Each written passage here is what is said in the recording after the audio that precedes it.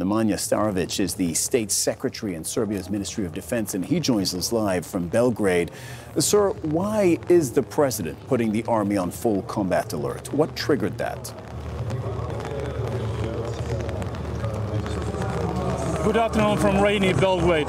Well, as you said in your introduction, what we have witnessed today in the north of Kosovo was a unilateral attempt by Pristina Albanian authorities to forcefully install Albanian mayors in the 4 municipalities in the north of Kosovo, which do have Serbian majority. This comes 1 month after the sham elections that have been organized there with the participation and turnout of only 3% of the electorate.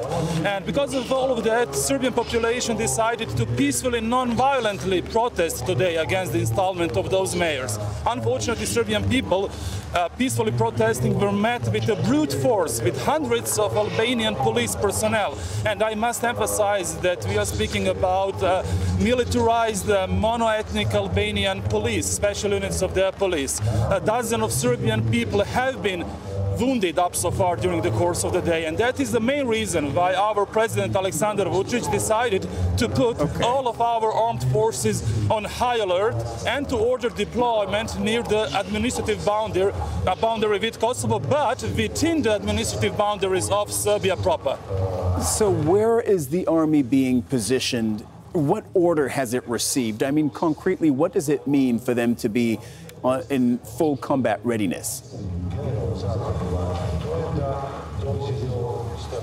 Yes, as I said, our army units have been deployed in close vicinity to the administrative boundary between Serbia proper and our autonomous province of Kosovo and Metohija. They are fully within the administrative boundaries of Serbia proper, and that is in line with our international obligations. But this order made by our president is fully in line with our long-standing policies, which mean that we are very much committed to preserving peace and stability in the region. We are even willing to sacrifice a lot in order to preserve that peace and stability. But there is only one thing that we cannot sacrifice, and that is the lives of our people. And I think it is a common sense stance that any democratic country in the world would take.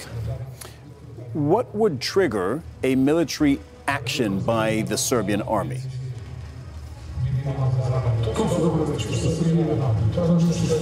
I also wish to emphasize one additional thing that our president and supreme commander of our armed forces stated, and that is his appeal to NATO troops to provide security to all the people living in the Kosovo. They have been mandated by the UN Security Council to provide security for all, and especially to the members of non-majority communities, including in the first place Serbian people. So NATO troops currently deployed in Kosovo are mandated to preserve stability, to preserve peace, and to preserve security of all the people living there. So they are the first and primary responders in this case. Unfortunately, up so far as we have seen today, they have been mostly idle. They need to act.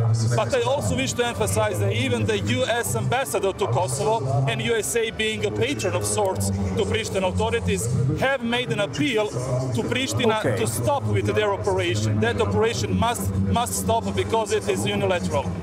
Okay, if I'm not mistaken, I can hear behind you the loudspeakers. I am assuming that you are at the big pro-government rally that was scheduled today, Friday, in Belgrade. Now, the government has been under increasing pressure recently after the mass shootings in Serbia. Does any part of you feel that this deployment of the army, mobilization, may have more to do with domestic politics and this show of force for the Serbian government, perhaps, than anything else? I think that kind of interpretation would be very, very naive. Nobody would play with such serious issues as security of our own people. I must emphasize that what we have witnessed today is the result solely of unilateral actions taken by Pristina authorities. We have not done a single thing to provoke any kind of escalation, as we neither have done in the previous years. Nemanja Starović, thank you very much for joining us on Al Jazeera today.